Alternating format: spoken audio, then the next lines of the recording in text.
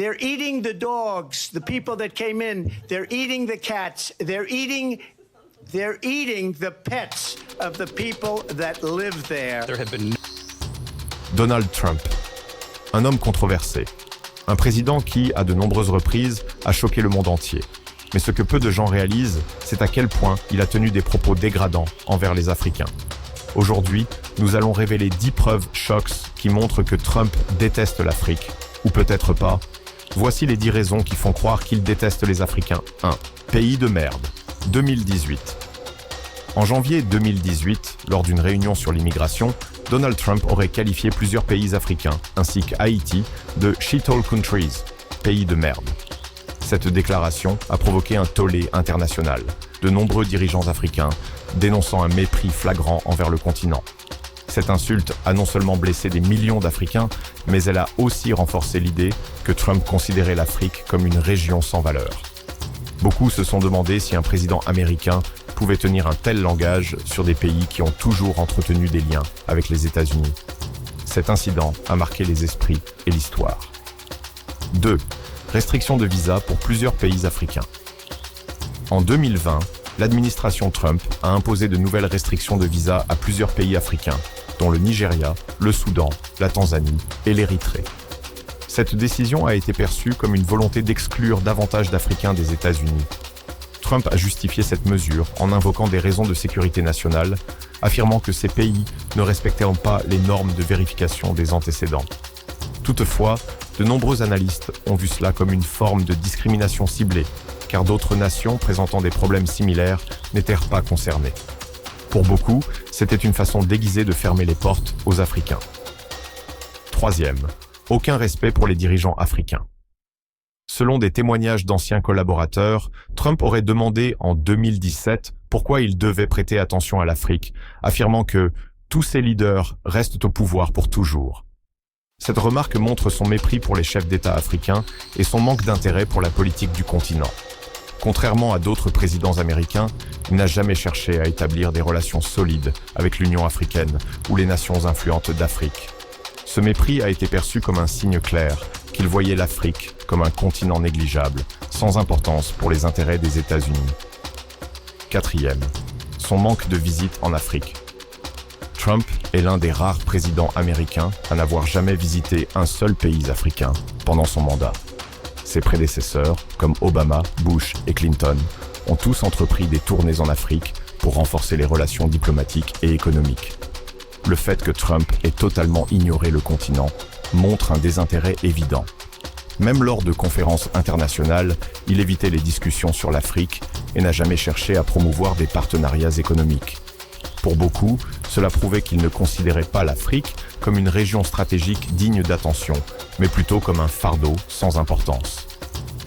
5. Moquerie envers Nelson Mandela. John Bolton, ancien conseiller à la sécurité nationale, a révélé dans ses mémoires que Trump avait critiqué Nelson Mandela après sa mort, affirmant qu'il avait ruiné l'Afrique du Sud. Pour de nombreux Africains, Mandela est une icône de la lutte contre l'apartheid et un symbole de paix. Ses propos ont choqué et indigné, car il reflétait un manque de respect total envers l'un des plus grands leaders africains de l'histoire.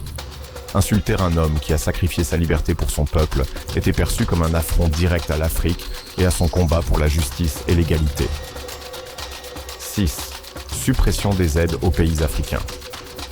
Sous Trump, les aides économiques et humanitaires aux pays africains ont considérablement diminué. Il a réduit les financements destinés aux programmes de lutte contre le sida, le paludisme et d'autres maladies, mettant en danger des millions de vies. Il a également coupé des aides cruciales à des pays en crise, sous prétexte que l'Amérique ne devait pas subventionner d'autres nations. Cette décision a plongé de nombreuses communautés africaines dans des situations précaires, augmentant la pauvreté et la mortalité. Pour beaucoup, cela montrait un mépris total pour le bien-être des Africains et un refus d'assumer un rôle humanitaire. 7. Traitement des immigrés africains aux États-Unis. Sous Trump, les politiques migratoires ont durci pour les immigrés africains, notamment avec l'annulation du programme DACA, qui protégeait de nombreux jeunes d'origine africaine. De plus, des centaines d'Africains ont été expulsés brutalement, souvent séparés de leurs familles. Dans les centres de détention, Des témoignages ont dénoncé des traitements inhumains où des enfants africains étaient enfermés dans des conditions déplorables. Ces mesures ont renforcé l'idée que Trump voulait une Amérique sans diversité et que les Africains n'étaient pas les bienvenus. Beaucoup ont vu cela comme une preuve supplémentaire de son hostilité envers les Noirs et les immigrés du Sud. 8. Silence total sur les problèmes de l'Afrique. Alors que l'Afrique a traversé des crises majeures sous son mandat, comme les conflits au Soudan, en RDC et en Éthiopie, Trump n'a jamais pris la parole ou proposé de solutions. Contrairement à d'autres présidents qui ont tenté des médiations ou envoyé des aides d'urgence, Trump a totalement ignoré ces crises. Même lors d'événements comme l'épidémie d'Ebola, il n'a pas montré de compassion ni proposé d'aide significative.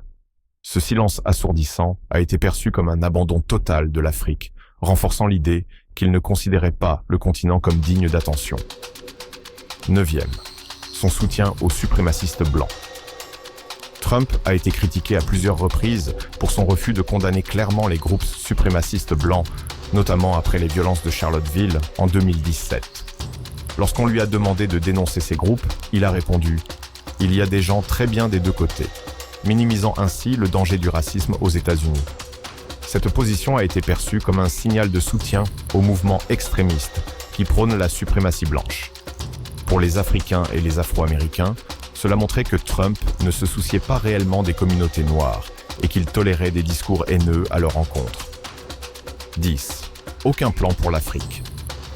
Contrairement à Obama, qui avait lancé le programme Power Africa pour aider le continent à se développer, ou à George Bush, qui avait investi massivement dans la lutte contre le VIH-Sida, Trump n'a proposé aucun programme spécifique pour l'Afrique. Il n'a signé aucun grand accord économique ni proposé de projet de développement majeur. Pour un président qui se vantait d'être un excellent homme d'affaires, son manque d'intérêt pour le potentiel économique de l'Afrique a été vu comme une ignorance totale. De nombreux experts ont dénoncé cette absence de vision qui a laissé le continent sans soutien stratégique des États-Unis. Et si tout cela n'était qu'une partie d'une réalité plus complexe? Trump ne déteste pas forcément les Africains. Il veut qu'ils arrêtent d'être dépendants de l'Occident. Pourquoi les Africains viennent-ils chercher du rêve ailleurs, alors qu'ils ont tout pour construire leur propre continent? Les richesses sont en Afrique, mais les Africains partent ailleurs. Et si, au lieu de voir Trump comme un ennemi, nous prenions cela comme un défi? Un appel à bâtir notre propre puissance, à créer nos propres opportunités? L'Afrique n'a pas besoin d'un sauveur, elle a besoin de leaders. Si tu es fier d'être africain et que tu veux voir l'Afrique briller, partage cette vidéo et abonne-toi.